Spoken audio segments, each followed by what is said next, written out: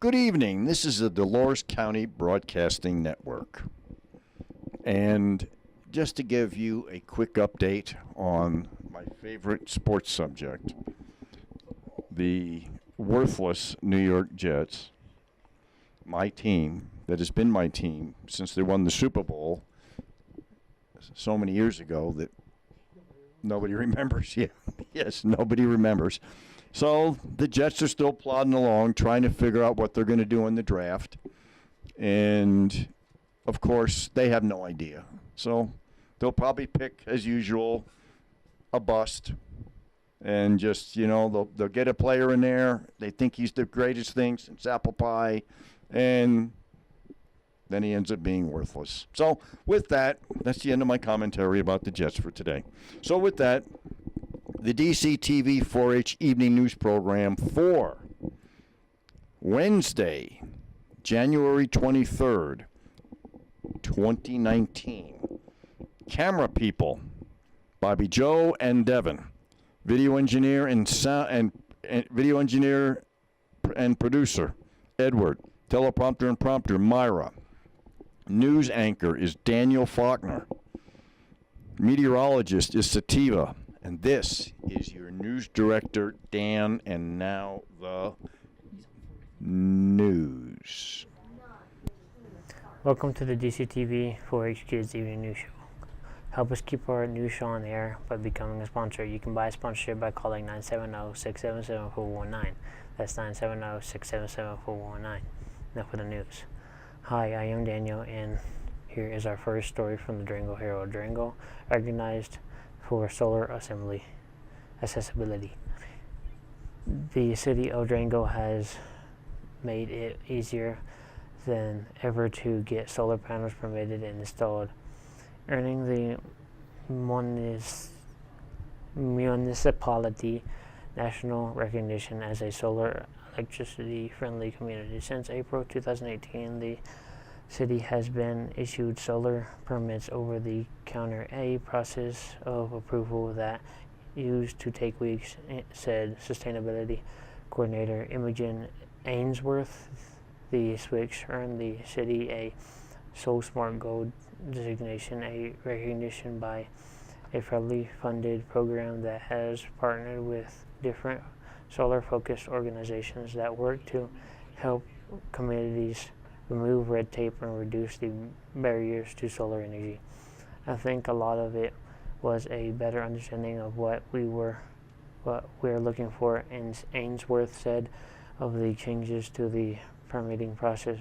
Before the permitting change was made in April, anyone who wanted a solar panel would have to complete a building permit. The city made it easier by asking for specific information up front related to solar panels, such as array location, the dimension, square footage, and height, Ainsworth said.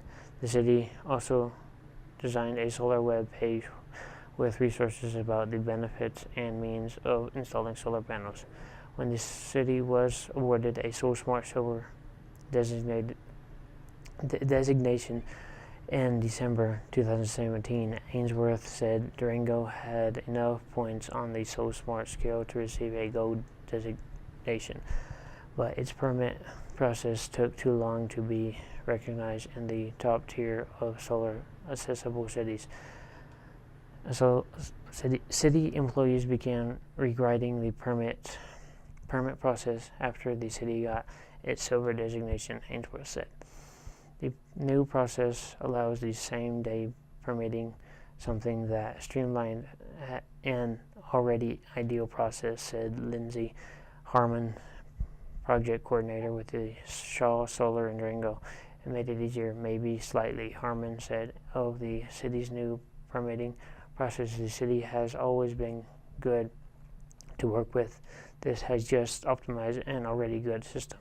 The change to make it easier to get permits comes as more people are buying and installing solar panels. Harmon said it is not just environmentalists who are getting into solar. Some people install solar panels for the cost of having associated with alternative energy, she said. It is a smart financial decision, which is why we have seen an increase in interest, Harmon said. Stories from the Cortez Journal. Update: U.S. 491 reopens semi-trailer crash causes injury. U.S. 491 has reopened north of Cortez following a closure due to adverse weather and hazardous driving conditions. Weather conditions have improved and snow plow crews have sanded and plowed to allow safe travel by the public, said Lisa Squatsains, communications manager for the Colorado Department of Transportation.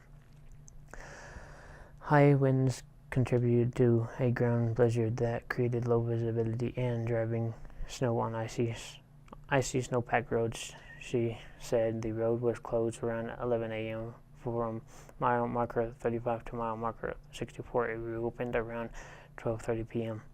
Just before the road closure, a crash involving a semi-trailer and a pickup occurred around 10:40 a.m. on US 491 near Lewis. It occurred within the portion of the road that was closed, further complicating matters.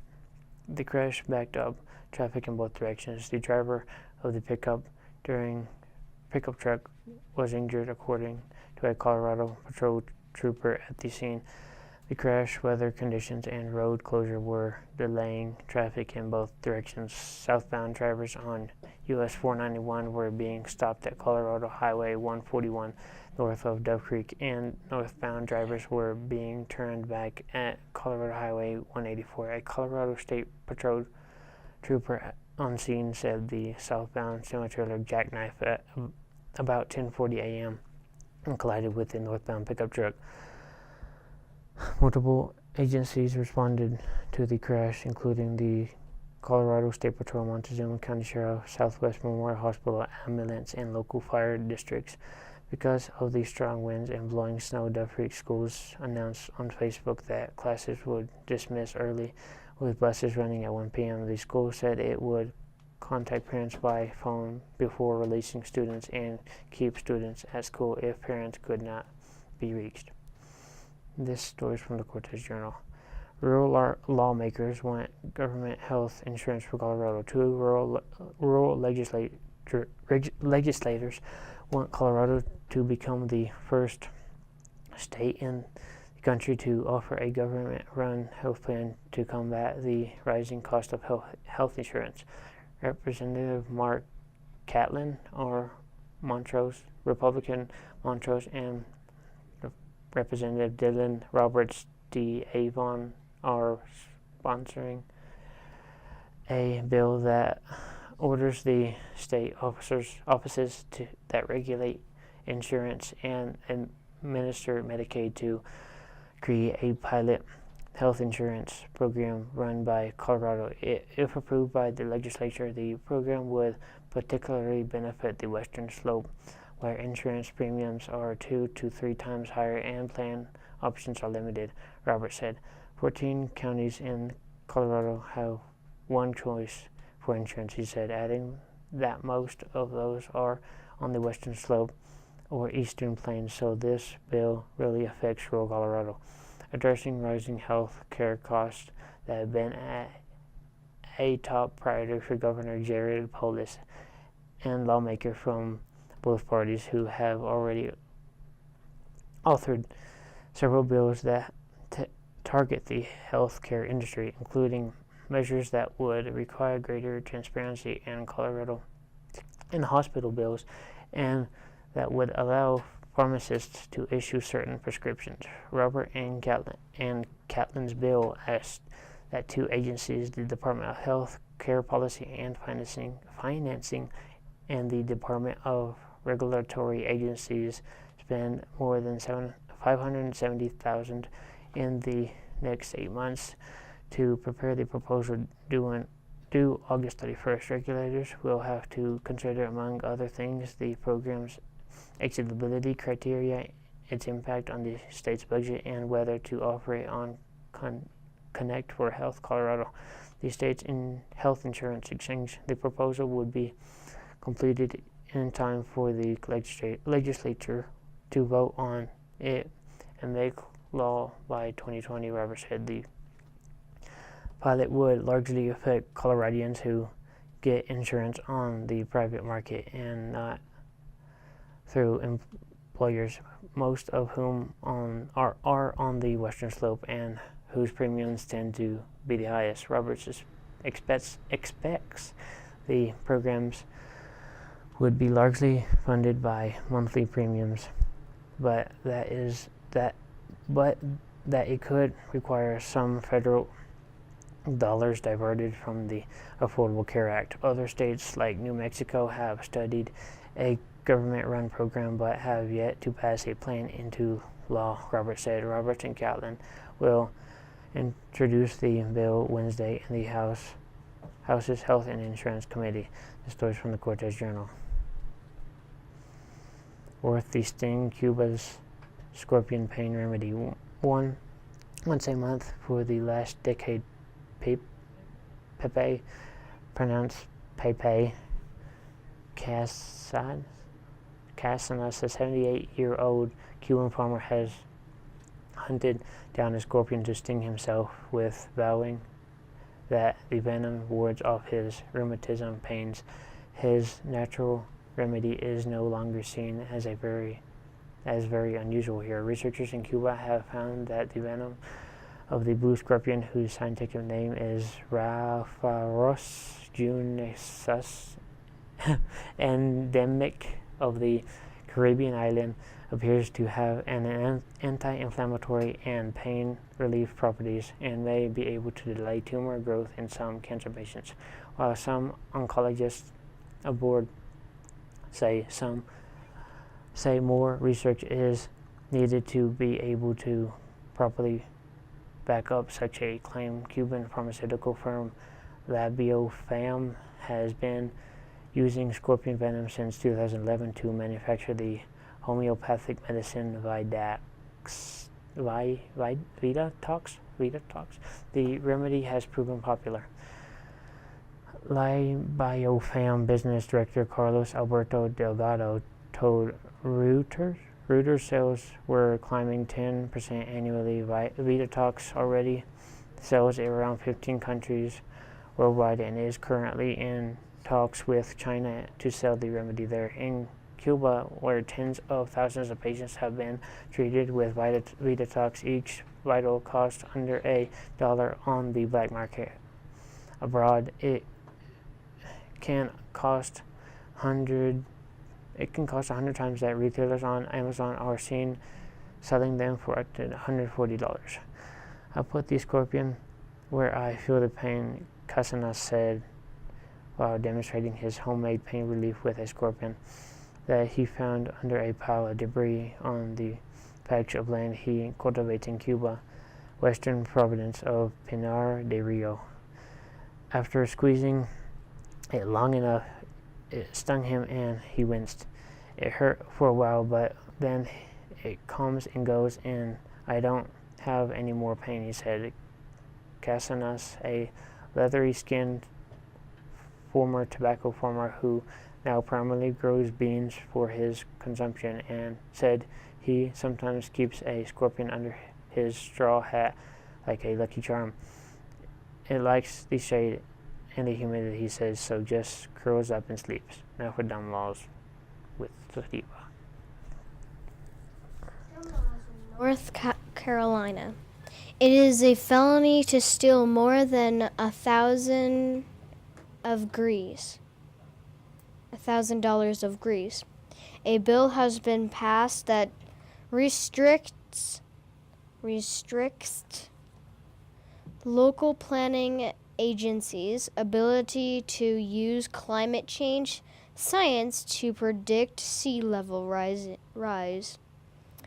It's against the law to sing off-key.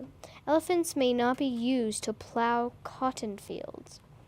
Bingo games may not last over 5 hours unless it is held at a fair. Serving alcohol at a bingo game is not allowed. Persons in possession of illegal substances must pay taxes on them, and A $3 tax must be paid on all white goods sold. Organizations may not hold their meetings while the members present are in the custom. Now our weather report with myself. The current temperature is 27 degrees. Today's high was 29 degrees. The low was 19 degrees. The scramble meter is at 30.39 inches and falling. Humidity is 90%. Wind is between 1 and 4 mph from the northwest. No, northeast. Gusts have been up to 27 mph. There was no hundredths of an inch of the moisture melted in the DCTV weather station today. Moisture for the month is 18 hundredths of an inch. Moisture accumulation for the year is 18 hundredths of an inch. Now for the Big Mac, courtesy of the National Weather Service. There is some snow in northwest Washington around Puget Sound.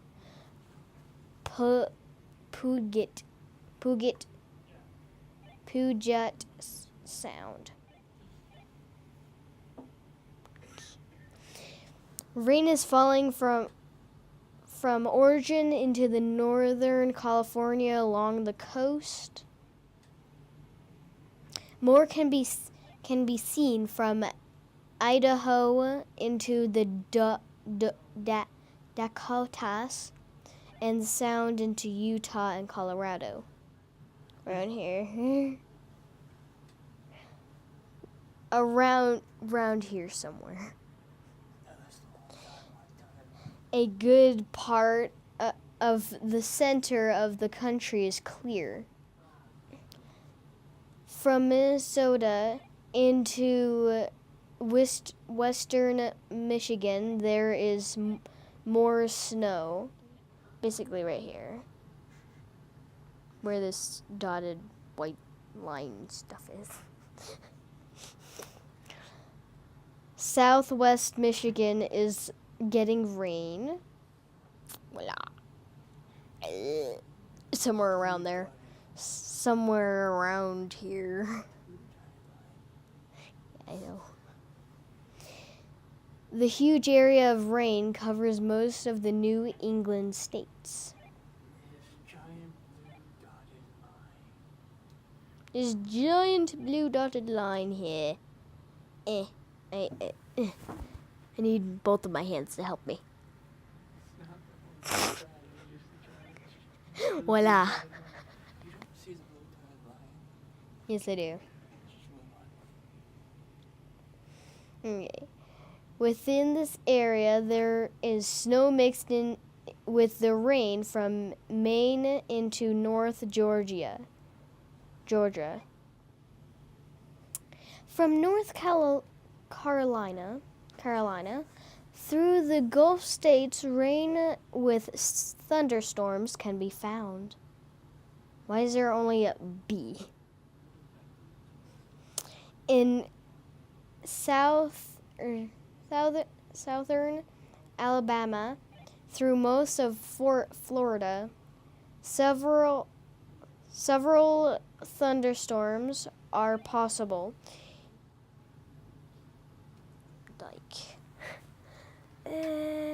Like around here, around there. Here's our exclusive DCTV 5-day forecast. Thursday, mostly sunny, high 34, low 12. Friday, partly sunny, high 35, low 15. Saturday, mostly sunny, high 36, low 19. Sunday, partly sunny, high 41, low 22. Monday, mostly sunny, high 38, low 11. Now we present you with SnowTel, which will give the amount of snow pack in the mountains. We hope it will be helpful to our farmers. Statewide, the snowpack is at 107%. Here in the Southwest, we only have 98%. Now for our climate change report. CO2, carbon dioxide, is considered a greenhouse gas and is one of the principal causes of climate change. CO2 traps heat in the atmosphere, which causes climate instability. This results in significant variations worldwide of moisture and hot and cold temperatures. But the general climate trend is that the planet is slowly warming. Therefore, it is important we report the CO2 change. The following are the CO2 numbers in parts per million. Last week, 410.40. 2 weeks ago, 409.67. 67. Last year, 408. 10 years ago, 388.14. 50 years ago, 324.0. Thanks to Dr. Peter Tanners of the National Oceanographic and Atmospheric Administration and the Michael McGee of the CO2 Earth Network for providing this information. Remember, you can help keep our kids' news show on the air by buying a sponsorship. To become a sponsor, call 970-677-4119. That's 970-677-4119. Thank you. Now back to our news director. And that is the end of today's DCTV 4-H Evening News Program. This is your news director, Dan, saying good night and thank you for watching.